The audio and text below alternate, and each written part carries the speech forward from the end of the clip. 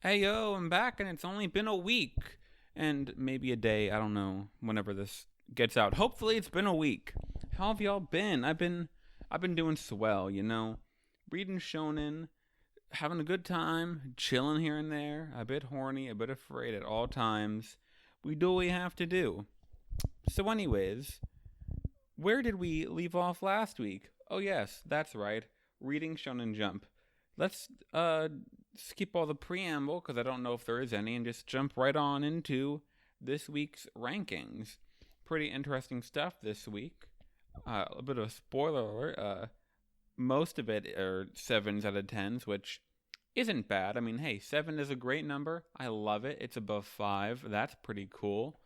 Just, I don't know. I guess I expected lots of these series to be pulling more than sevens usually. Now, to be fair, a lot of these also tend to pull less than sevens, so it's a pretty good middle ground all around. So let's see here. At number 19, last place, we have The Elusive Samurai at a 7 out of 10. I don't have much to say about it because it was kind of a boring chapter, which is a good thing because the boys talk about it, so I don't have to. Number 18, Maguchan God of Destruction. 7 out of 10. This chapter, we continue the story between Kyo and Yuika. They're both sad and don't know how to talk to each other, and it's really gloomy for everybody. So the gang, being Clawboy, Maguchan, and Pokey Pointy Lad, are all like, hey, let's do something. Let's fuck shit up. Let's get right on over there. Let's tell Kyo what's going on. Let's get her to come around and talk to Yuika. It's pretty cool. I don't know. It's cute. Some emotional stuff happens. We get a bit more flashbacks here and there talking about this and that. Nothing major. Overall, in the end, Kyo decides not to go to super cool high school and instead goes to high school with everybody else. Because Kyo, her entire life, seemingly was only a smart kid because she felt the need to fit in since she believes in paranormal whatnots, and that's kind of embarrassing for children. So she just got smart to fit in and play the role she had to play. So she doesn't even really want to go to a special high school because she doesn't care all that much about being smart. Pretty cool turnaround. I'm happy things are a-okay, and next week will be another gag chapter, I'm sure. So let's look forward to that, I guess. Number 17, Ayakashi Triangle at a 7 out of 10. This week's chapter was pretty simple for Ayakashi Triangle.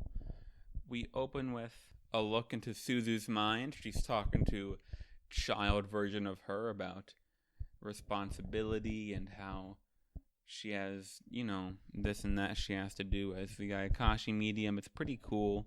It seems like she's probably going to be taking things seriously, but cut back to reality. We have tech girl groping Matsuri. You love to see it, I guess. Pretty funny. That gag goes on for a bit longer. We talk about stuff that isn't really all that important. They say, oh, you kissed. Oh my god, we didn't kiss. Whatever. I don't care. And then we go back to Spirit Witch, whatever girl, and she's cracking up, it seems. Her existence is breaking off of her body. Looks kind of painful, not gonna lie. Eye Patch Kid is like, oh, you failed.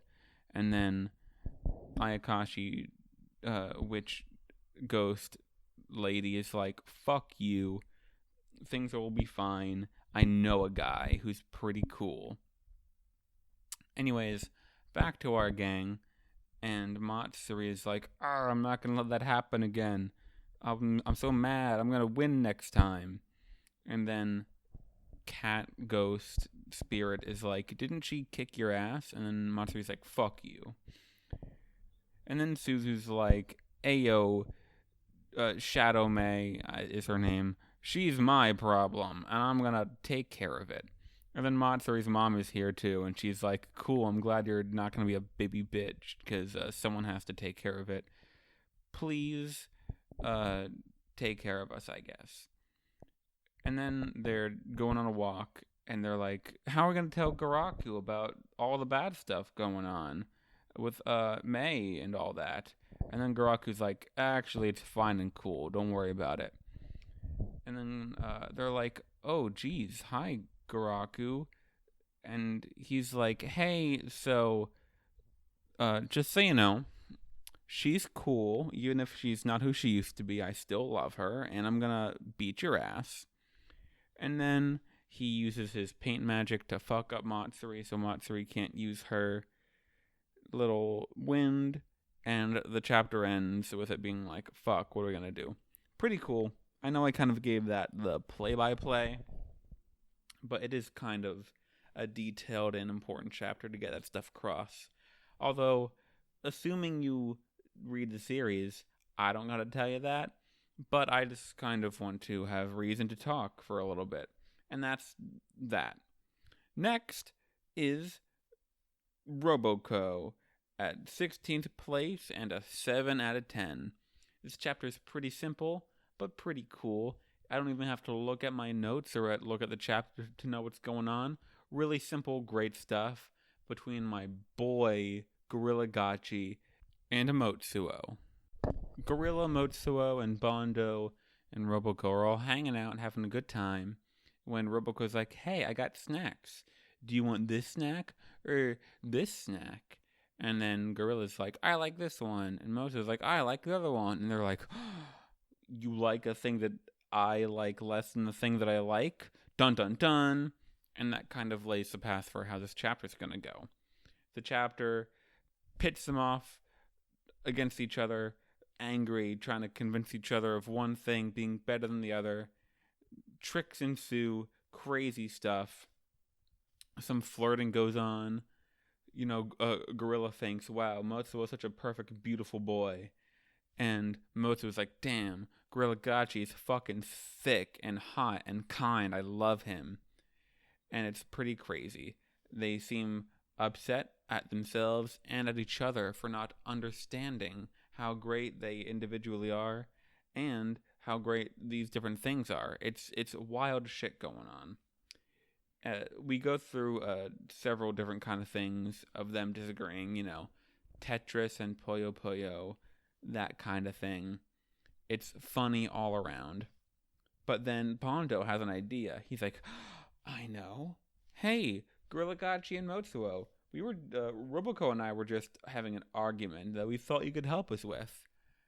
We're trying to decide which one of you are cooler. And then, at the same time, they're like, him, obviously. And they're like, oh my god, but you're so great, and you're so great. Oh my gosh, I love you, they say to each other because they're 100% gay. And then Bondo's like, damn, you guys are the best. And then they're like, nah, Bondo, you're the best. And then Roboco's like, I'm here too. And then that's pretty much at the end of the chapter. Super simple stuff, just more Motsuo and Gorilla Gachi time, which I always love because they are the single greatest characters in this entire series. Any chance I ever get to see them together, my heart soars and I'm in love. Not much else to say. There's never that much to say about Roboco, but whatever, I'll just leave it at that. Now moving on to 14th place, Black Clover at a 7 out of 10. So I was about to go look over the chapter so I can see exactly what happened and explain exactly what happened with perfect detail. But I kind of don't want to do that for several reasons. So I'm just going to go from memory about basically what happened, and it'll be cool. So we open the chapter with Xenon, and he's talking to Beelzebub, I believe, the devil inside of him. And he's like, listen, bro, give me your heart, and I'll give you mine, or whatever. As long as we keep protecting Spade Kingdom, I'll even give you my soul, I think, and that's cool. And then the devil's like, fuck yeah, dude, let's do this. So then we cut back to, you know, physical world stuff. And it's the direct aftermath after Yuno shot Xenon right in his chest, leaving a gaping wound. And Xenon's like, listen, bro, I seen what happened, and you moved your arrow a bit so it wouldn't hit your friend. But because of that, it barely missed my heart. And if you hadn't done that, I would have won. Basically, you're a bitch. Fuck your friends. You don't need them. You could have won, you idiot. And then he shoots Yuno. And Yuno's out for the count for the time being. Maybe he'll come back later. Maybe not. I don't know. Anyway, Langris is barely holding on.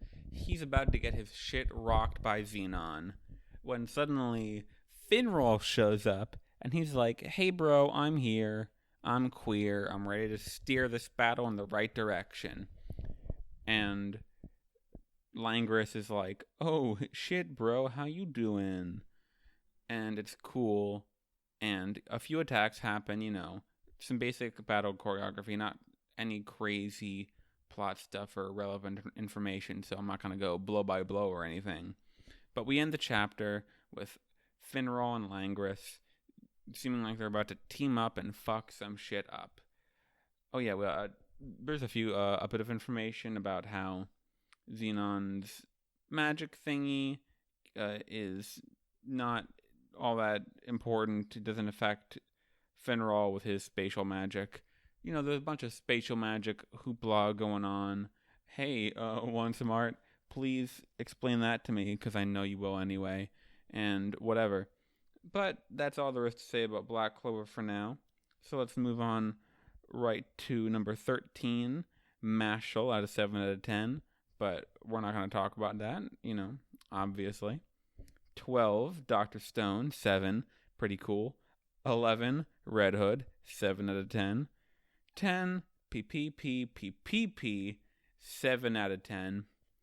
9, Undead Unluck, out of 7 out of 10. Okay, now I can actually talk about this next pick. 8th place, Neru, out of 7 out of 10. This chapter picks up right where last chapter left off, with our boy Neru not being allowed inside for being a perv, I guess, or something. Neru shenanigans, whatever.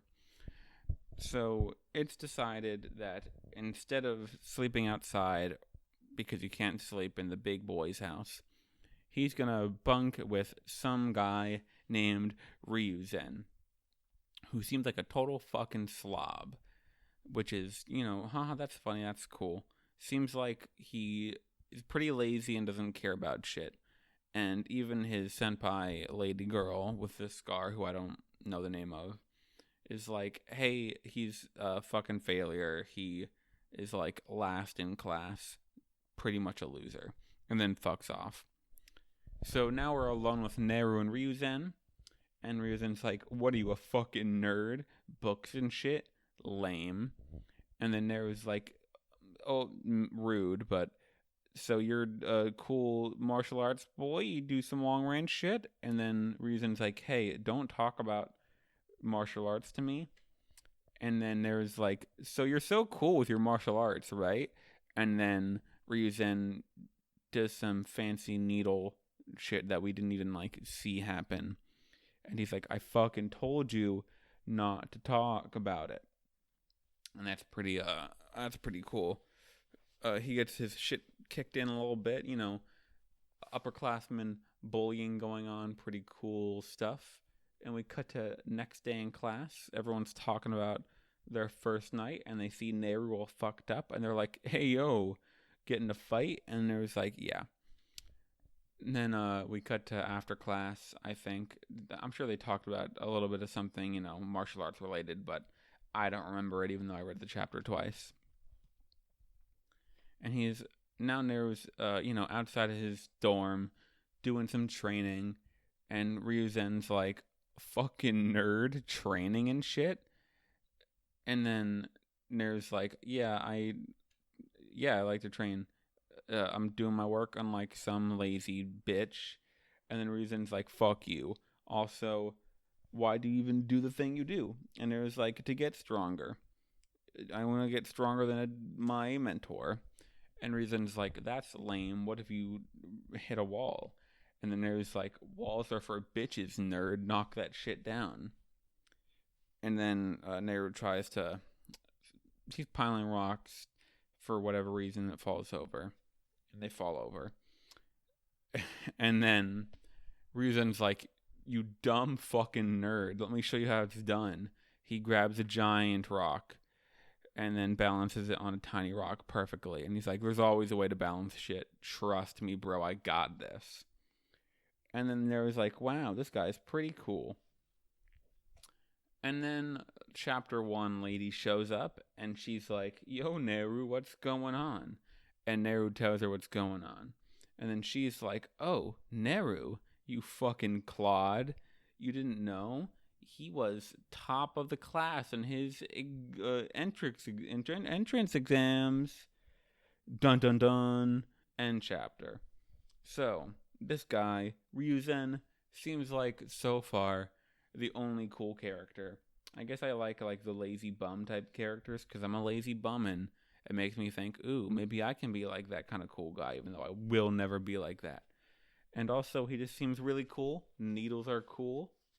And he just has a kind of essence to him, and of course, it's like the crouching moron, hidden badass, or whatever. I forget what it's called. Point being is that he has a lot more going on than he seems, and he's really quite a cool dude. Not much more to say about that chapter. Hopefully we get to see more of Ryuzen, because so far he's like the only likable character. But moving on to 7th place, we have High School Family at an 8 out of 10. This chapter in High School Family, we get back to Haruka and her shogi club shenanigans. She's still like, this is kind of lame. I kind of want to quit. Her dad gets her a shogi set, and she's like, oh, thanks. And she's like, fuck, now it's going to be even harder to quit. And she's still thinking like, damn, how am I going to quit? So she goes to shogi club, and she's like, listen, I quit. This is nerd shit. You're all nerds, and this isn't even cute. And he's like, but we made the club room all cute. And she's like, I don't care. This is for losers and nerds. And I want to hang out with girls and stuff. And he's like, girls play shogi too. And she's like, what? Surprised Pikachu face? So he takes her to a shogi tournament player place type of thing. And Haruka really gets a look at how popular and fucking big shogi is and how it's cool and stuff. And she even sees some female players, and she gets to play. The one girl that she plays against, she starts beating fucking handily. And seeing that the girl, who's like 10 years older than her, is getting like visibly upset by being beaten by a 9-year-old, she tries to go easy. But then her boy is like, Haruka, you fucking idiot. Never go easy on people. It's disrespectful. And then Haruka's like, but I don't want her to cry. And then he's like, fuck her if she cries. Who cares? Shogi's serious business. Do it. Fucking kill her. And Haruka's like, I don't want to. And he's like, fucking do it. And he beats her. And she beats her opponent. And then she runs off crying. And Haruka is left visibly scarred. But then more shogi players come and line up. And her friend's like, now fucking crush these guys too. And Haruka's like, oh my god. It's funny. It's great. High School Family, always peak fiction. Never not peak fiction. You'll love to see it. I love to see it. Every week I look forward to it. I can't, in good memory, remember a chapter of this series that I didn't like. I could always end this section off every week talking about how it's great and how everyone should read it and how just as a whole it's amazing. But that'd get repetitive. So before I veer too far off course, I'm going to move on to 6th place, Blue Box, 8 out of 10. But we're not going to talk about it. They talk about it on the show. So 5th place, One Piece at an 8 out of 10. finally back to One Piece after last week, it not being in the magazine. Now I have a good bit to talk about that may take a little bit of time. Looking forward to it. Alright, as always, there's a fuck ton to get into with One Piece, so let's just take it page by page and break down what the fuck is going on. So, this chapter, we open with Tengu Yama back down on fucking the flower capital, and he's reminiscing. He's with Yama, and he's like, so how's Otama doing? Hopefully she's not fucking dead, but whatever. And then we are back up on the roof, and everyone's kind of looking at Momo and Kaido and Luffy, being like, okay, what the fuck is going on? Who's that dragon? Is that Momo? Because, again, most of these people have no idea that Momo can turn into a dragon, or that he's a big, big boy now. So they're like, what the fuck is going on? No one knows. They're freaking out. We have, and then we have Kaido. He's like, fuck you, blast breath, boom. And Luffy's like, Momo, stop being a bitch and, like, do anything. And then Luffy jumps to do a elephant gun on Kaido, fucks him up real good. And then we realized just a bit ago, Luffy was telling Momo the plan, what to do. A really simple and easy plan to bite Kaido.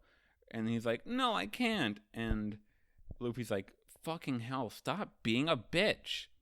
So then Momo does bite Kaido. And he's like, God damn it, dude. Fucking punk. What are you doing? Get the fuck off. And then Luffy's like, oh shit, you did it. And then punches Kaido and says, good job, my good boy. It's great. But then we look back at some other battle shit going on, and it's becoming overcast, which is not good for Neko, Mamushi, and Dog Lad, because they're in Sulong form. If the moon's covered up, they can't be in Sulong form, and it's fucking bad. They're down and out, and Jack and Perorin, Mr. Perorin, you know, fucking, I don't know his name. What's his name? The guy who goes Perorin, I think that's his name. I'll find out as I get to that point in the chapter. We're not cutting this. I'm talking straight on through. Things are looking pretty bad, is my point. And then Luffy's like, yeah, we're back on Luffy now, I guess. And Luffy's like, yo, Momo, you just fucking bit Kaido. Is there literally anything that you cannot do? And everyone's like, yeah, it's a good point. Luffy and Zoro are like, Momo, dragon, what's going on? Pretty great. Luffy's like, don't worry about Kaido, I'll fuck him up, it'll be great. And then we get some reaction shots from like Big Mom, Kid, Law. It's pretty cool stuff. Everyone's like, oh damn, it's shit, Luffy made his declaration that he's gonna win. That's the thing that happens. And then Kaido and Luffy run towards for a strike, and they hit each other, and pa-boom, the clouds split, just like the thing happened to characters before, like Shanks and Whitebeard, and also I think Big Mom and Kaido did it. Correct me if I'm wrong.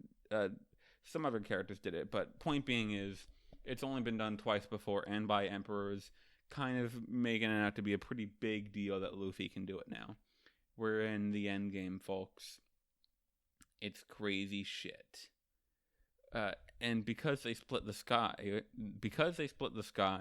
the moon's back out, which means that Nekomamushi and Dog Lad can fuck shit up again. Meaning that Jack is out, and Sparrow is his name. I was kind of close. Are out. Because, you know, Nekomamushi is fucking goated, and Dog Lad's pretty cool too, I guess. Anyways, they're done, and they're tired now. And then we see a little panel of Orochi being like, grr, the fuck's going on? Pretty crazy shit, am I right? So, this chapter is pretty fucking wild. Lots of shit going on. as always, we have Momo becoming more and more brave, standing up to the person who scarred him for life. We have Luffy getting even closer to being king of the pirates with being able to split the sky and even standing toe to toe with Kaido. And we have Jack and Sparrow being taken out. Crazy shit, all game changing shit. Really makes it seem like we're in the end game. Because what, now we just have Queen and King to take out? And they're really, what, the only important threats left, right? Because all the Toby Ropo are down and out. And then there's just Kaido, who seems like he'll be taken out. I don't know. I know for a long time I believed that the raid would fail because I felt like Wano hadn't been going on for that long and we're not even like at the fourth act or the end of the third act. Will there be 5 acts now? Because I was so sure before, everyone was so sure.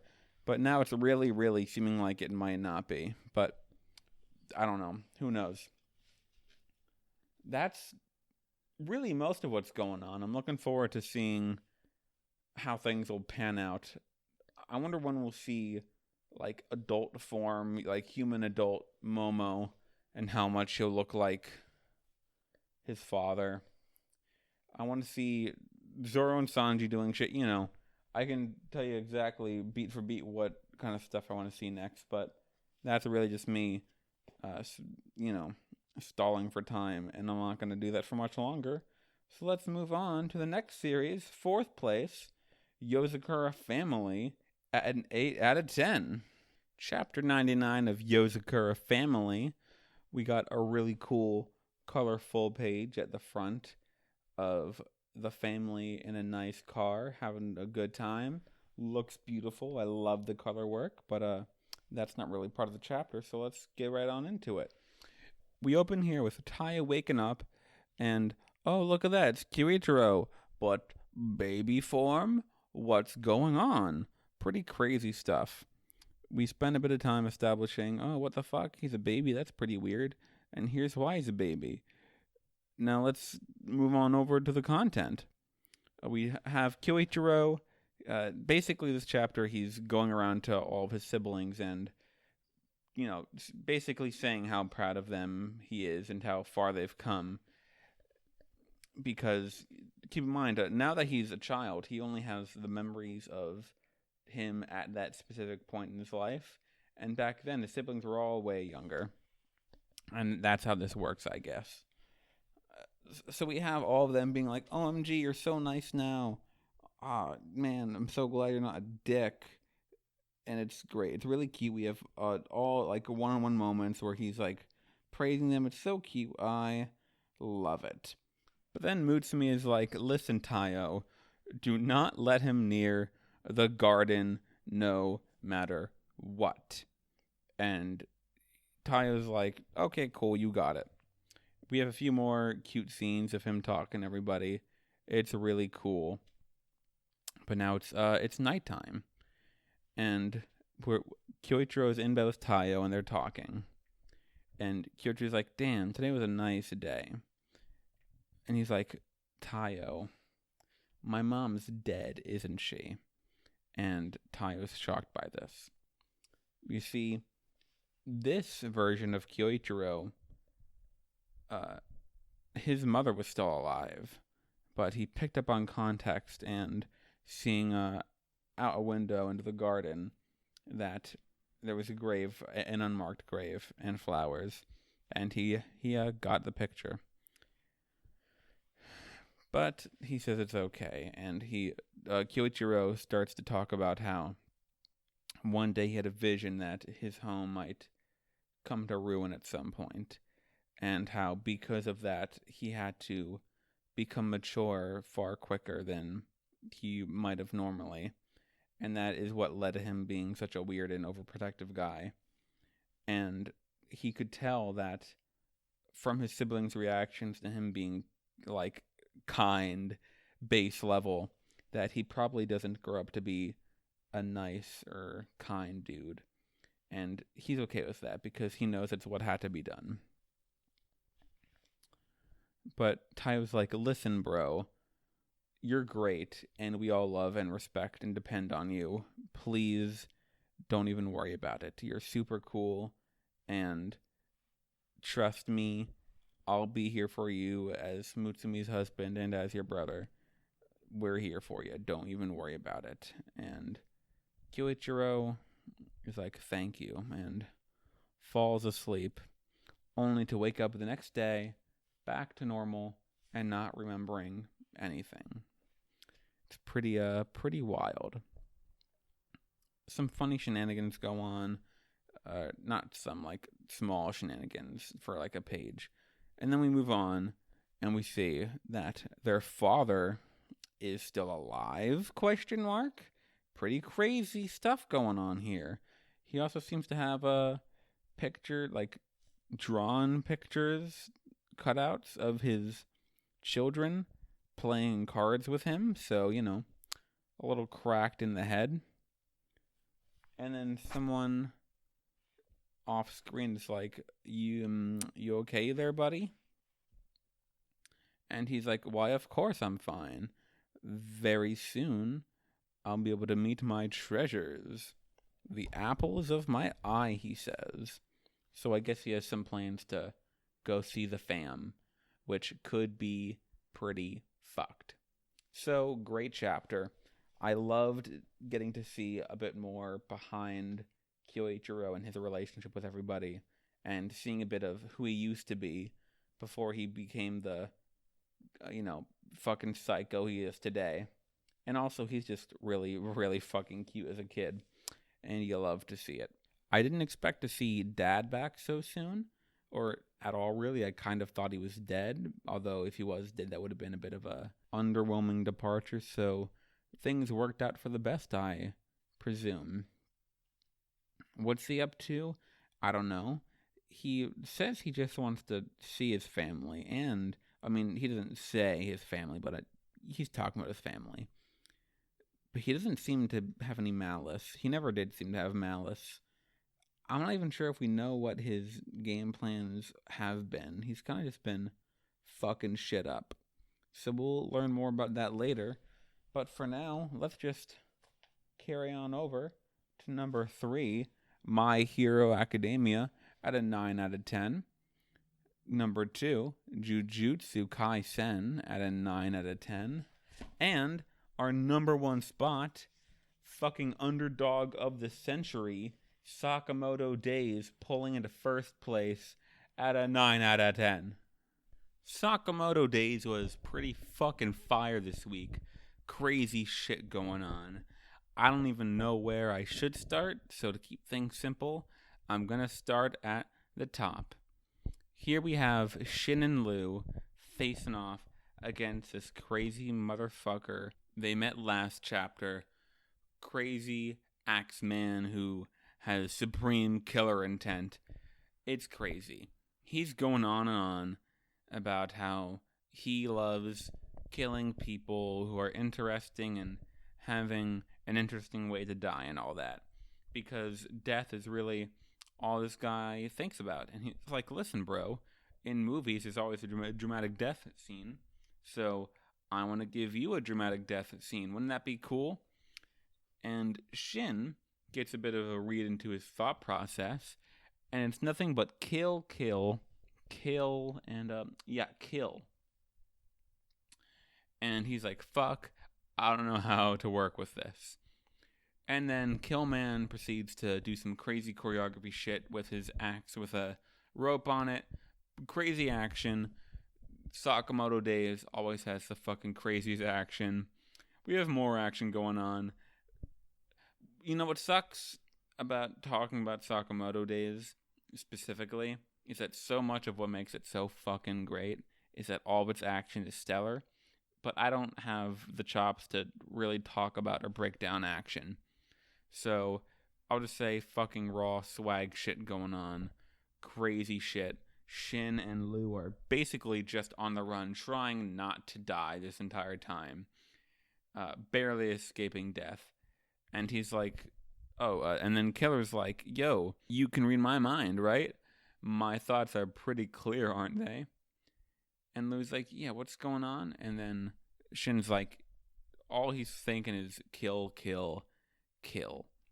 And Mr. Killman, whose name I don't know, if that wasn't clear, is like, damn, killing boring people is so lame. When I meet boring people, I just want to kill them to get it out of the way. And then Lu shoots him with a nail gun. And he's like, fuck, that's pretty cool. And then Shin comes from behind and does that whole aerosol can lighter thing to do a flamethrower and burns him. But nah, he's fine. Not even that big of a deal. He isn't hurt whatsoever. More crazy action shit going on. Explosions. This guy's pouring some ethanol on his wound to clean it, I guess. He's fucking metal. What can you expect? But that last attack kind of knocked out Lu. And Shin's like, fuck. What am I gonna do? I can't let Lu die. Fuck. And then we cut back to Sakamoto and Mr. Gunboy talking about how Shin has lots of potential, but he hasn't had a life or death scenario to really pull his potential out of him. Then we cut back and look at that. Shin is currently right now in that life or death scenario. And Killman is like, hey, buddy, you're pretty close to death. What are you thinking about? I hope you save your last moments. And oh boy, I can't wait to murder Mr. Sakamoto. But first, I want to murder his family so I can see what it's like when a man loses everything he holds dear. Because I just love seeing interesting stuff happen in the context of murder. Anyways, just to restate my point, I will murder him and his entire family. And then Shin, he says, then what will he be thinking? But the text is upside down. Don't know what that means. And then, ba-bum, heartbeat. Shaky eye happens. Killman brings down the axe. Shin thinks of Mr. Sakamoto, and then suddenly, oh my god, he's behind Killman. And Killman's like, huh, wow, that was weird. Anyways, back to killing. And then Shin stops his arm before he even reaches to attack. And he's like, fuck, did he move even before I decided to move my arm? And Shin says the most metal-ass fucking line in the world. I can see your future. And then beats him the fuck up. And chapter. Crazy shit. Fuck. Metal. Shin. Best boy. Swag. Fuck. I don't know, man. What's gonna happen? This isn't gonna be the match. There's definitely gonna be like a round 2 where Shin utilizes this new seemingly future sight ability he has. I don't know, man. I don't know specifically how it works. Is this a temporary power boost? It could be. I hope it's not, because in my opinion, temporary power boosts are always kind of lame, especially because it kind of just makes it so, yep, our main character did a cool new thing, but he can't do it, and he won't do it for a while, so wait for him to be cool again. So hopefully that doesn't happen. I don't know. Fuck. I love Sakamoto Days. We need to stop sleeping on it. Everyone needs to read it. It's gonna be the next fucking greatest thing after a few other greatest things come across, start up, like the Chainsaw Man anime. I'm rambling. Whatever. Point being is, I love the series, and I'm so glad I'm ending this episode off on a high note, even though they always end off on high notes. I'm rambling now. Horny and Afraid Plus, episode 4, will now draw to a close. Come back next week for episode 5, and also join the Discord in the description if you want to. Please do it. I'm begging you. I have nothing else to live for. Have a nice day. Good night.